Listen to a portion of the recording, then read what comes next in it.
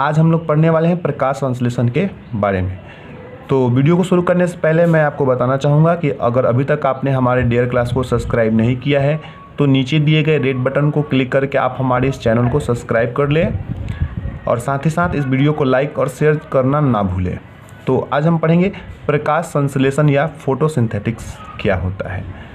तो प्रकाश संश्लेषण वह प्रक्रिया होती है जिसके द्वारा जो पौधे होते हैं वो अपना भोजन ग्रहण करते हैं, अर्थात वह प्रक्रिया जिसके द्वारा पेड़ पौधे अपना भोजन बनाते हैं उसे हम लोग कहते हैं प्रकाश संश्लेषण। तो पेड़ पौधों में जो प्रकाश संश्लेषण की क्रिया होती है वो किन किन घटकों के कारण होती है। तो प्रकाश संश्लेषण के लिए मुख्यतः 4 घटक होते हैं। वो घटक कौन कौन से हैं? तो प्रकाश संश्लेषण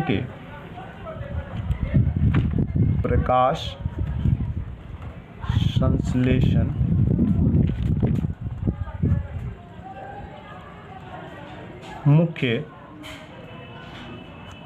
4 घटक होते हैं।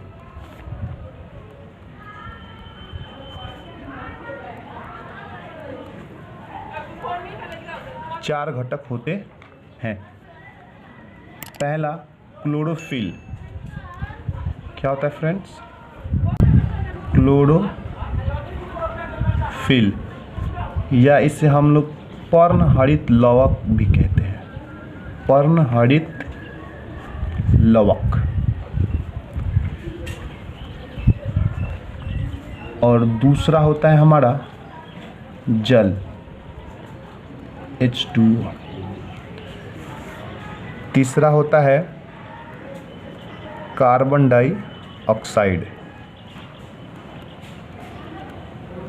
कार्बन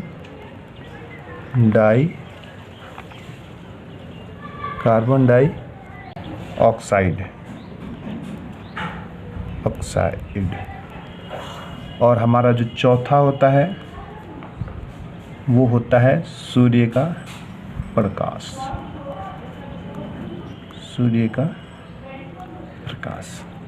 ठीक है फ्रेंड्स। तो प्रकाश संश्लेषण की क्रिया कहाँ होती है? प्रकाश संश्लेषण की क्रिया पौधों में पत्तियाँ होती है और उन पत्तियों में पाया जाता है क्लोरोप्लास्ट और उन क्लोरोप्लास्ट के अंदर मौजूद होता है हमारा क्लोरोफिल या पर्णहरित लवक और यहीं पे संपादित होता है हमारे पूरे प्रकाश संश्लेषण की क्रिया। तो एक्चुअली होता क्या है उसको हम एक समीकरण के द्वारा समझ सकते हैं। तो फटाफट मैं उस समीकरण को लिख लेता हूँ। प्रकाश संश्लेषण की प्रक्रिया को हम इस समीकरण से समझ सकते हैं। तो कार्बन डाइऑक्साइड के 6 अणु, जल के 12 अणु सूर्य की प्रकाश की मौजूदगी में क्लोरोफिल की मदद से ग्लूकोज, ऑक्सीजन और जल का निर्माण करते हैं। तो ये पूरी प्रक्रिया ही कहलाती है प्रकाश संश्लेषण। ठीक है फ्रेंड्स। तो इसमें सूर्य के प्रकाश की क्या भूमिका है, क्लोरोफिल की क्या भूमिका है, इसके बारे में हम जानेंगे। तो सबसे पहले आप इस समीकरण को याद रखिएगा।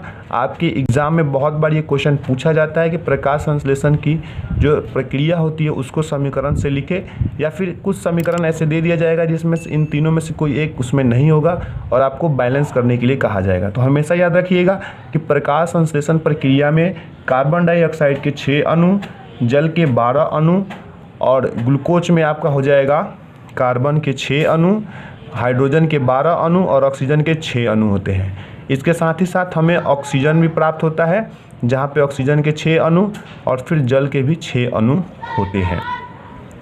तो इस प्रक्रिया के हमने अभी पढ़ा कि 4 मुख्य घटक होते हैं। एक होता है क्लोरोफिल, जल, कार्बन डाइऑक्साइड और सूरज का प्रकाश। तो अब हम समझते हैं कि सूरज के प्रकाश की क्या भूमिका होती है। ठीक है फ्रेंड्स।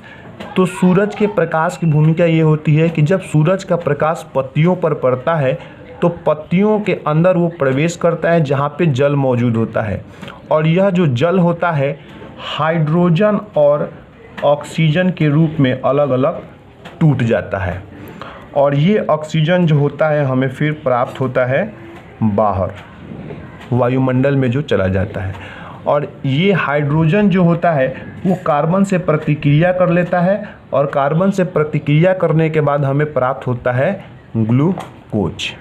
ठीक है फ्रेंड्स। सूर्य का प्रकाश क्या करता है, प्रकाश संश्लेषण प्रक्रिया में सूरज का प्रकाश जो होता है वो जल को तोड़ता है और जल को तोड़कर हाइड्रोजन ऑक्सीजन के रूप में अलग अलग कर देता है और ये ऑक्सीजन जो होता है फिर हमें वायुमंडल में ऑक्सीजन के रूप में प्राप्त हो जाता है और यह हाइड्रोजन जो होता है कार्बन से प्रतिक्रिया करके ग्लूकोज का निर्माण करता है। और इसके अलावा कुछ हाइड्रोजन और ऑक्सीजन बच जाते हैं जो बाद में जल के रूप में बाहर निकलते हैं। ठीक है फ्रेंड्स, और इन प्रकाश संश्लेषण की प्रक्रिया में जो सबसे महत्वपूर्ण घटक होता है वह होता है हमारा क्लोरोफिल। अगर क्लोरोफिल नहीं होगा तो प्रकाश संश्लेषण की क्रिया संपादित नहीं होगी। इसलिए क्लोरोफिल को हम लोग कहते हैं प्रकाश संश्लेषित अंगक। इस क्लोरोफिल को कहा जाता है प्रकाश